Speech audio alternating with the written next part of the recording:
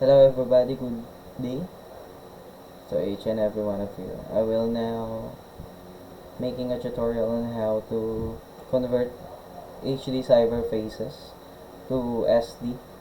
No?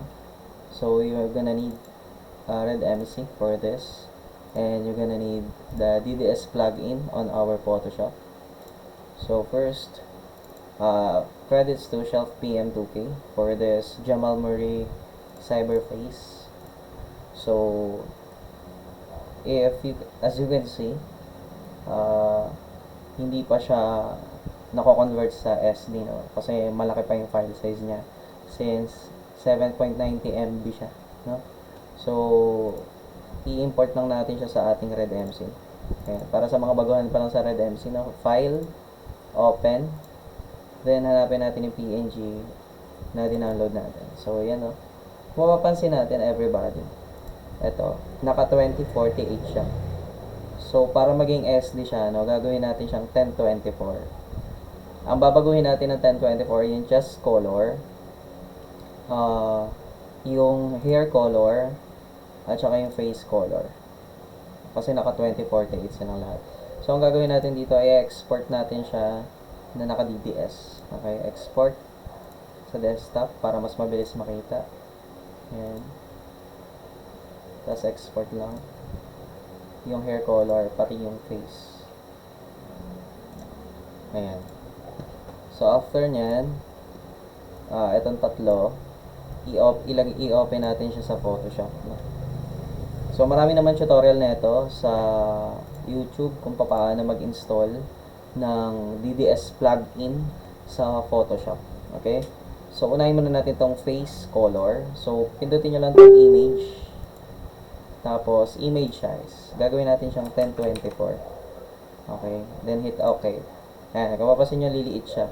Tapos, save nyo lang. Tapos, may magpa-pop up na ganito dahil naka-DDS plugin na po tayo. No? Save lang. Then, X.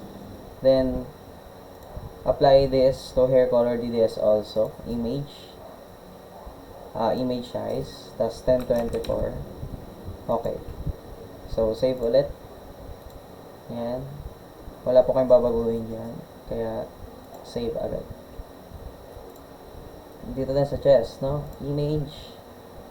Image size, 1024. Okay. Save.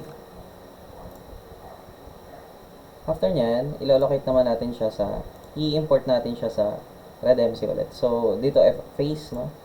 Face. Ayan.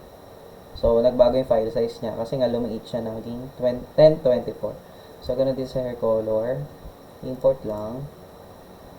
Ayan, hair color. Tapos, ayan, sa chest color naman, import lang ulit. Tapos, file, save. That's it. Okay? So, let's see. Lagay natin siya sa... Tingnan natin, kanina kasi 7 MB siya, no? Tingnan natin kung ilang MB na lang siya. So, mapapansin nyo, naging 2.56 MB na lang siya. So, yan po ay standard definition, ano? So, lipat natin siya sa default file ko na NBA. Okay? So, click the NBA link. Okay, tama. Ito po ay PBA2K na folder ko. So, for the sake of this tutorial, para maipakita ko lang sa inyo na converted na siya na SD. Kasi yung mga HD cyber faces po ay kadalasan, ang pinaka-problema niyan ay nagka-crash siya.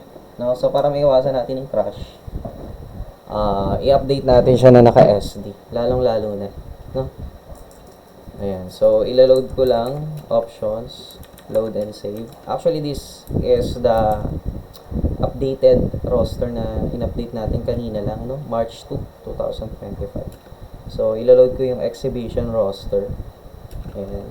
Kung mapapansin natin, puti pa talaga yan kasi hindi ko pa ito nalalagyan ng modded na file since this is the PBA2K na folder ko. So, for the sake of this tutorial lang naman. So, puntahan natin si Denver. Ayan. Si Jamal Murray. Ayan. Papansin natin, ayan, no? Naka-SD na siya. Ayan. SD. Lightweight version ng Cyber Faces. So, yun lang everybody. Kamatis 2K up.